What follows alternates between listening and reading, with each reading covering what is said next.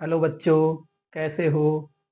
स्वागत है आपका आपके अपने चैनल स्कूल स्टडी 07 पर। मैं आशा करता हूँ आप स्वस्थ होंगे, शानदार होंगे, जानदार होंगे। एक बार फिर से उसी उत्साह के साथ आपके सामने हाजिर है आपके अपने रवि धवन सर। ठीक है, हमने अपनी पहली वीडियो में कोर्स का इंट्रोडक्शन कर लिया था। हमने देख लिया था कौन से चैप्टर से कितने नंबर के प्रश्न आ सकते हैं, कहाँ से आपका बड़ा प्रश्न आएगा, कहाँ से छोटा प्रश्न आएगा। हमने थोड़े की पॉइंट भी देखे थे। और आज हम अपना पहला चैप्टर स्टार्ट कर रहे हैं क्लास 10th साइंस का। ठीक है, जिसका नाम है रासायनिक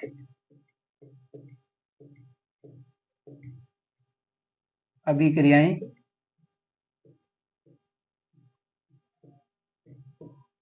एवं समीकरण।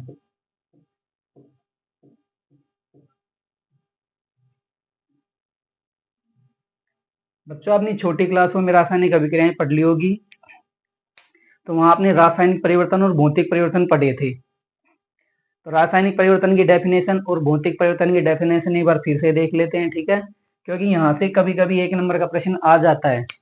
बाकी आपके चैप्टर में केवल रासायनिक अभिक्रियाएं दे रखी है।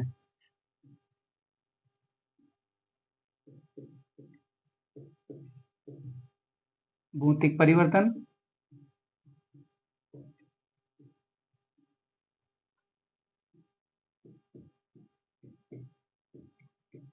और रासायनिक परिवर्तन।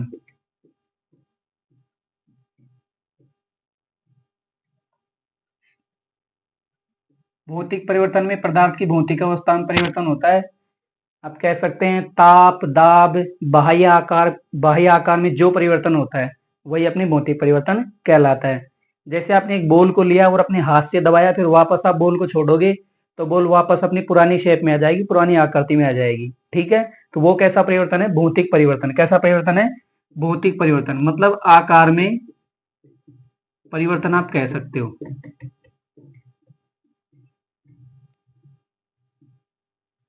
ठीक है, आप यहाँ कह सकते हो ये परिवर्तन अस्थायी होते हैं। अस्थायी का मतलब ज्यादा देर टिकते नहीं है। अस्थायी परिवर्तन। उदाहरण आप कह सकते हो बॉल को पिचकाना,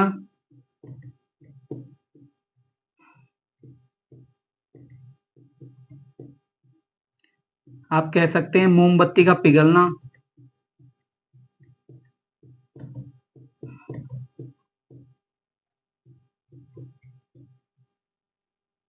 कांच का टूटना,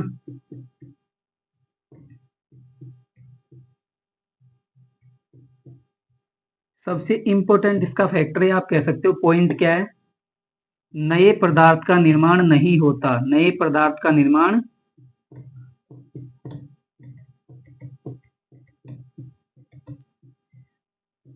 नहीं होता है।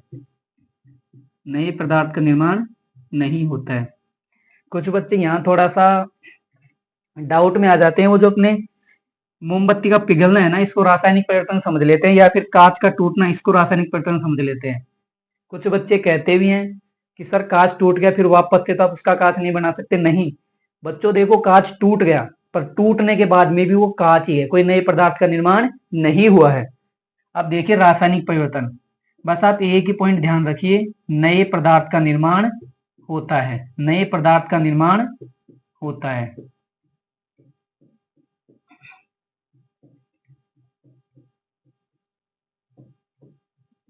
अब तुलनात्मक रूप से देखेंगे तो यहाँ ये अस्थायी परिवर्तन है, ये परिवर्तन कैसे है? स्थायी परिवर्तन। यहाँ हम कह रहे थे पुरानी वस्तु बनाई जा सकती है। यहाँ आपकी पुरानी वस्तु नहीं बनाई जा सकती, और जो वस्तु पुरानी बनाई जा सकती है उनको कहते हैं उत्क्रमित परिवर्तन। ये होते हैं उत्क्रमित नहीं किए जाने वाले। ठीक है, उत्क्रमित नहीं किए जाने वाले। उदाहरण जो आपकी बुक में दे रखे हैं, एनसीईआरटी बुक में, भोजन को पकाना, भोजन को पकाना। आपने देखा होगा जैसे आपने आलू की सब्जी बना ली तो वापस आप फिर से वो पहले वाले आलू प्राप्त नहीं कर सकते, मतलब कि कच्चे आलू आप प्राप्त नहीं कर सकते हो। ठीक है, दूसरा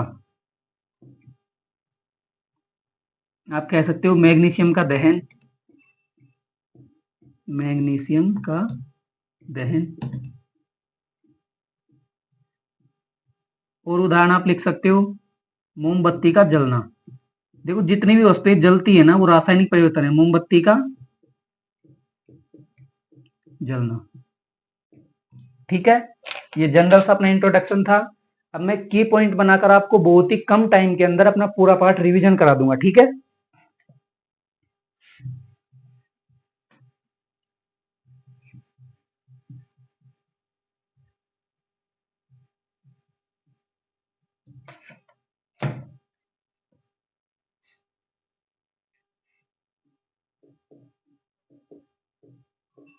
रासायनिक अभिक्रिया। सबसे पहले बच्चों आपको इसकी परिभाषा पता होनी चाहिए। रासायनिक अभिक्रिया की परिभाषा है किसी भी पदार्थ में होने वाले रासायनिक परिवर्तन को ही रासायनिक अभिक्रिया कहते हैं। रासायनिक परिवर्तन होगा, रासायनिक परिवर्तन किसके फलस्वरूप होगा? रासायनिक अभिक्रिया के फलस्वरूप। ठीक है, रासायनिक अभिक्रिया होने के लिए कम से कम अभिकारक और उत्पाद, ये दो फैक्टर या दो कारक कह सकते हो आप, ये दोनों जहां भी होंगे वहां रासायनिक अभिक्रिया होगी। बीच में आपके आते हैं उत्प्रेरक। प्रत्येक अभिक्रिया के अंदर उत्प्रेरक होना जरूरी नहीं है, परंतु प्रत्येक अभिक्रिया के अंदर अभिकारक होना जरूरी है और उत्पाद होना जरूरी है। ठीक है, जिसमें अभिकारक और उत्पाद होगा उसको आप अभिक्रिया कहेंगे। अब अभिकारक किसे कहते हैं? परिभाषा होती है वे सभी पदार्थ जो अभिक्रिया में भाग लेते हैं अभिकारक कहलाते हैं। तो आप शॉर्टकट में लिख सकते हो भाग लेने वाले।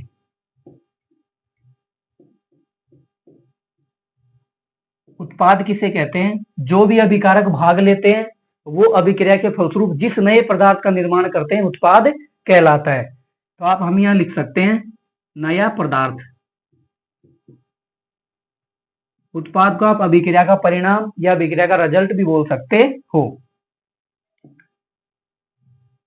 ये हो गई आपकी रासायनिक अभिक्रिया। बच्चों रासायनिक अभिक्रियाओं के प्रकार भी अभी हैं, पर प्रकार में बाद में डिस्कस करूंगा। पहले मैं आपको रासायनिक समीकरण डिस्कस करके बता रहा हूं।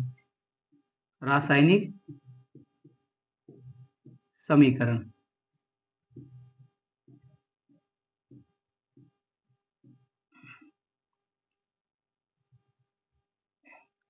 रासायनिक का मतलब रासायनिक अभिक्रिया, रसायन। समीकरण आप जानते ही हो, तो रसायनों को समीकरण के रूप में लिखना, रसायनों को समीकरण के रूप में लिखना। इसके राइट डेफिनेशन होगी रासायनिक समीकरण की, रासायनिक अभिक्रिया को उसके सूत्र और प्रतीकों के रूप में लिखना क्या कहलाता है? रासायनिक समीकरण। अब रासायनिक समीकरण आप ध्यान देना, एक होता है आपका कथन समीकरण। पहला कौन सा होता है? कथन समीकरण। कौन सा होता है? कथन समीकरण। दूसरा आपका होता है शब्द समीकरण। तीसरा आपका होता है रासायनिक समीकरण।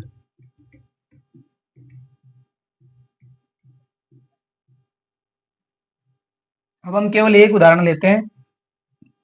मैं कह रहा हूं कार्बन व ऑक्सीजन मिलकर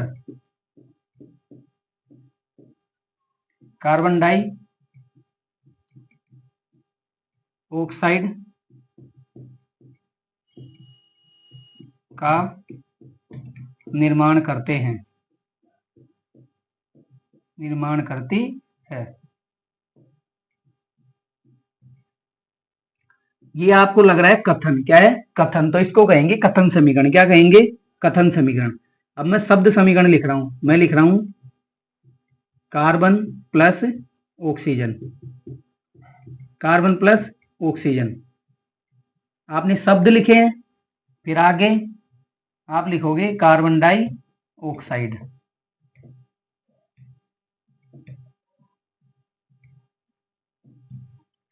अब आप प्रतीकों के रूप में अगर लिखते हो, जैसे carbon plus oxygen, carbon dioxide, ये कहलाएगा आपका रासायनिक समीकरण। ठीक है, ये जनरल सी डेफिनेशन थी आपके रासायनिक समीकरण की।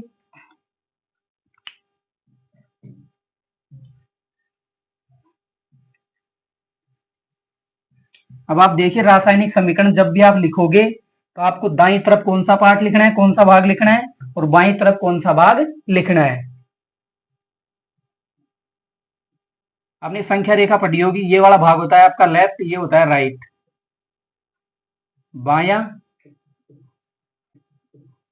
और दायां। तो आपके बाएं भाग में लिखे जाते हैं अभिकारक। क्या लिखे जाते हैं बाएं भाग में? अभिकारक। दाएं भाग में उत्पाद, दाएं भाग में उत्पाद। और बीच में तीर का निशान लगाकर इसके ऊपर आप अवस्थाएं लिख सकते हो। कंडीशन मीन जैसे आप किसी को गर्म कर रहे हो तो आपको ये वाला चिन्ह आपके लगाना है। ठीक है, यहां आप लिखोगे उत्प्रेरक।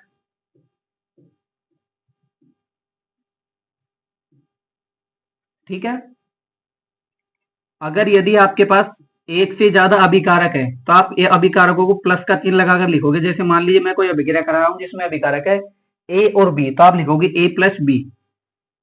अगर यदि किसी अभिक्रिया में आपको दो उत्पाद प्राप्त होते हैं तो भी आप उनको ऐसे लिखोगे ए प्लस बी, प्लस का चिन्ह लगाकर आप उन उत्पादों को लिख दोगे। अगर यदि आपको कोई अवक्षेप प्राप्त होता है तो आपको ये वाला चिन्ह काम में लेना है। कोई गैस प्राप्त हो रही है तो ये वाला चिन्ह आपको काम में लेना है। ठीक है, अब अपना बड़ा पॉइंट है तो मैं एक बार एक ही बार में बार बार मिटाने की बजाय मैं एक बार में आपको समझा रहा हूं। ठीक है, रासायनिक समीकरण संतुलित करना, रासायनिक समीकरण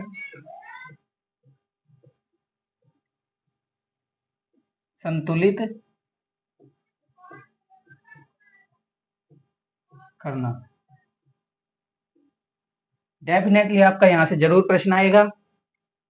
सबसे पहला पॉइंट, आप रासायनिक समीकरण संतुलित करते क्यों? आवश्यकता क्या है रासायनिक समीकरण संतुलित करने की? आवश्यकता,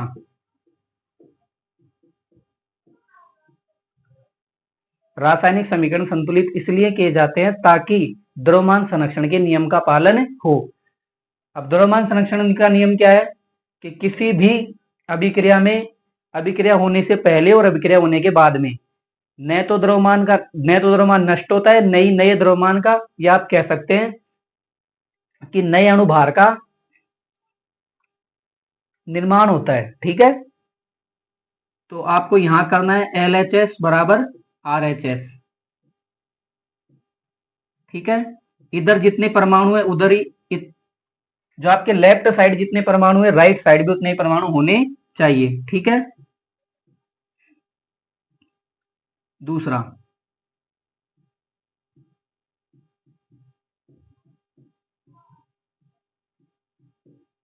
असंतुलित रासायनिक समीकरण। असंतुलित रासायनिक समीकरणों को आप कहते हैं कंकाली समीकरण। क्या कहते हैं? कंकाली समीकरण। नाम से पता चल रहा होगा आपको, कंकाली का मतलब कंकाल। तो कंकाल आप जानते हो, हमारे अंदर अपना कंकाल है जो हड्डियों का ढांचा है पूरा, उसको सारे को मिलाकर कहते हैं कंकाल। तो जैसे कंकाल पड़ा रहता है ना, वैसे अपना असंतुलित समीकरण आपको कंकाल की तरह लगता है। ठीक है, और आप जैसे ही संतुलित करते हो आपको पूरा शरीर लगने लग जाएगा। ये नाम का मीनिंग बता रहा हूं। ठीक है ना। तीसरा पॉइंट लेते हैं, हिट एंड ट्रायल। बच्चों पहला नियम, समीकरण के दोनों ओर परमाणुओं की संख्या बराबर होनी चाहिए। समीकरण के दोनों ओर परमाणुओं की संख्या बराबर होनी चाहिए।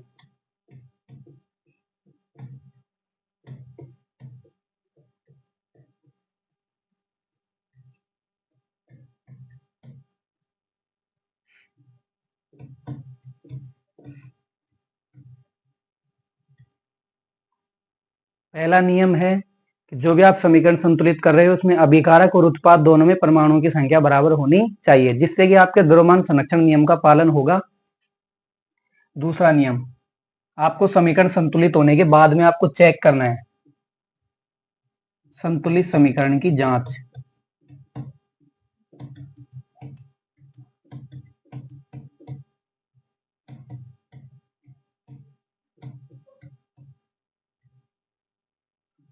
तीसरा और अंतिम जो आपको अच्छी तरह ध्यान रखना है,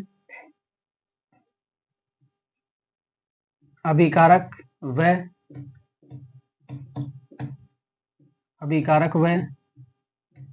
उत्पाद की अवस्थाएं लिखना।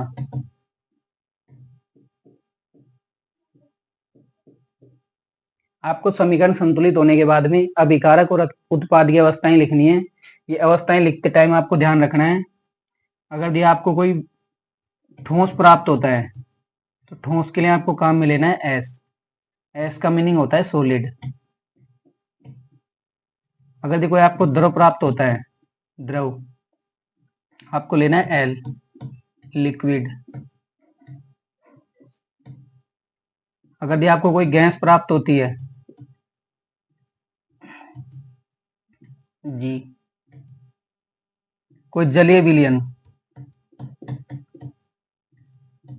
जैसे आपको नमक का जलीय विलयन प्राप्त होगा, जलीय विलयन के आपको काम लेना है एक क्यों, ये होता है एक्वा।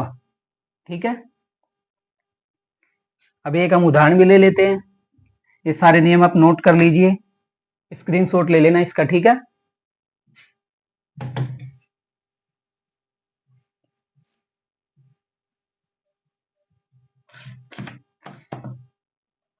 आपको एक समीकरण मिलेगा प्रश्न में। ठीक है, आपको उसको संतुलित करना है, बिल्कुल चरणबद्ध तरीके से, स्टेप बाय स्टेप आपको काम करना है। ये जरूरी नहीं कि आप 5 स्टेप में करो या 6 स्टेप में, पहला स्टेप और अंतिम स्टेप आपको ध्यान में रखना है। बाकी अगर ये समीकरण बड़ा होता है तो उसमें 6 स्टेप भी आ सकते हैं, 7 भी आ सकते हैं। समीकरण छोटा होगा तो 2 या 3 स्टेप में भी पूरा हो सकता है, 4 स्टेप में भी हो सकता है। तो आप ऐसे मत सोचना कि नहीं हमको पूरे 7 स्टेप में यूज करने, नहीं, आपको अपने एग्जाम के टाइम के हिसाब से एडजस्ट करना है। आपके उदाहरण दे रखा है, जो अपना आयरन है उसकी जल के साथ अभिक्रिया कराएंगे तो बनेगा iron oxide plus hydrogen gas. देखो बच्चों, आपको फर्स्ट स्टेप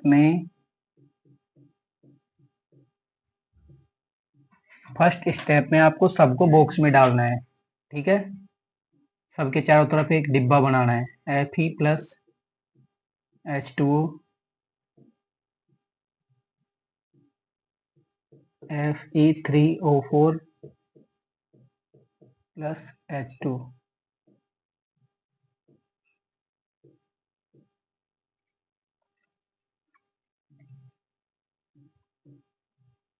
सेकंड स्टेप में आपको देखना है सबसे ज्यादा परमाणु किसके हैं। यहाँ तो ऑक्सीजन के हैं, यहाँ आयरन के हैं। ठीक है, तो आप पहले आयरन को संतुलित करिए। यहाँ कितने हैं, 3, यहाँ कितना है, 1। ठीक है, आपको सबसे पहले ये जो मैं लिख रहा हूं इसको आपको सारणी बना के लिखना है। 2 नंबर का प्रश्न आता है तो आप डायरेक्ट ऐसे स्टेप वाइज करिए, 4 नंबर का आता है, 3 नंबर का आता है तो सारणी बनाइए। ठीक है,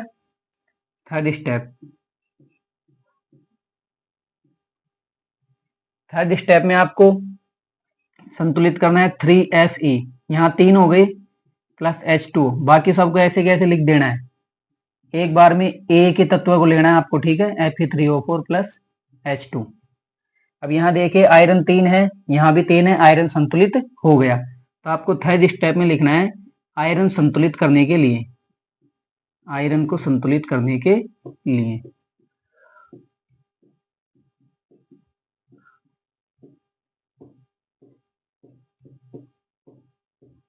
ठीक है, अब आप ऑक्सीजन को ले लीजिए, यहाँ ऑक्सीजन 4 है, यहाँ कितनी है, 1, कितनी है, 1। फोर्थ स्टेप, बाकी सबको ऐसे कैसे लिख देना है,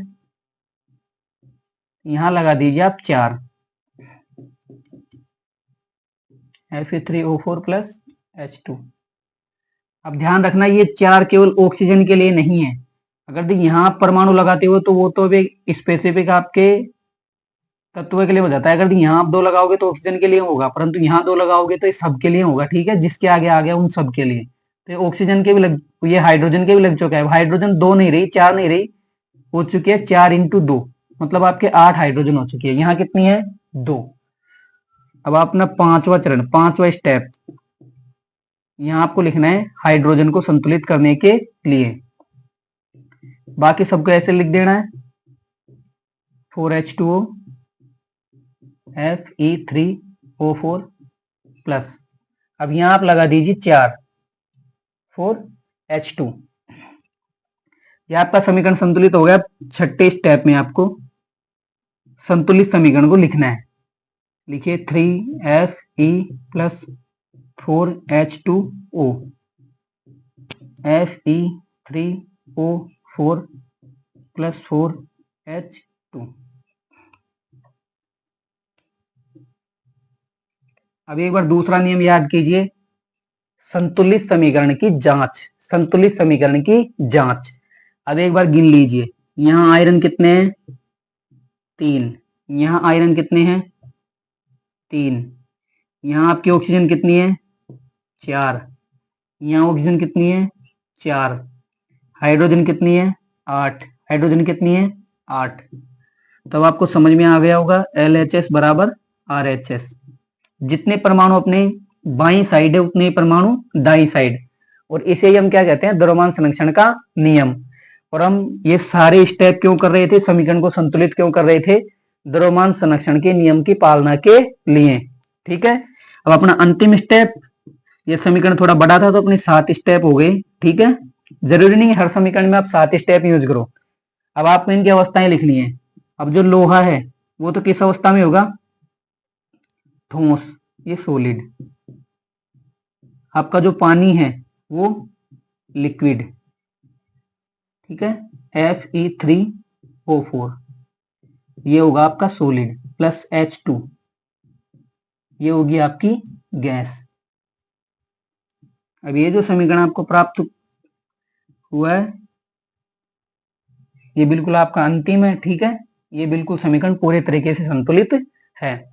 संतुलित समीकरणों की आवश्यकता क्यों पड़ती है, इनके उपयोग क्या है, ठीक है।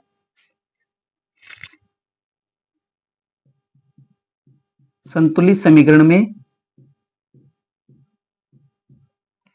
मैं थोड़ा सा ऊपर लिख देता हूं, ठीक है।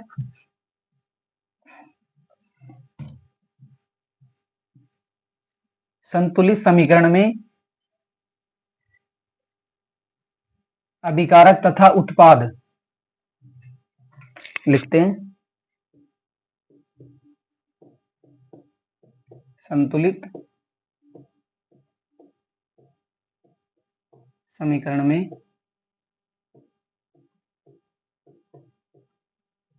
अभिकारक तथा उत्पाद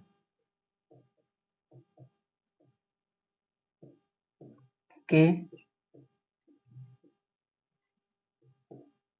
परमाणुओं की संख्या बराबर होती है।